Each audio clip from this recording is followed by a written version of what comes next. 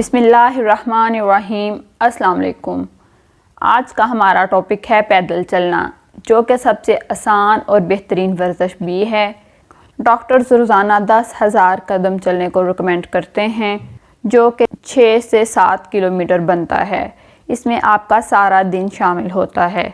Walk کرنے سے خون کی گردش تیز ہوتی ہے، اچھا کولیسٹرول بڑھتا ہے۔ اگر آپ 3 منٹ چہل قدمی کریں گے تو آپ کا بلڈ پریشر کم ہوگا۔ اگر آپ 10 منٹ چہل قدمی کریں گے تو آپ کی تخلیقی سوچ بیدار ہوگی۔ اگر آپ 15 منٹ کھانے کے بعد چہل قدمی کریں گے تو آپ کی شوگر متوازن رہے گی۔ اگر کھانے کے بعد 30 منٹ چہل قدمی کی جائے تو موٹاپا نہیں ہوگا۔ اگر 40 منٹ تک پیدل چلا جائے تو دل کے امراض سے بچاؤ میں مدد ملتی ہے۔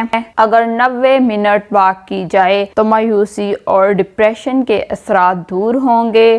آپ خود کو ہلکا پھلکا اور خوشگوار محسوس کریں گے۔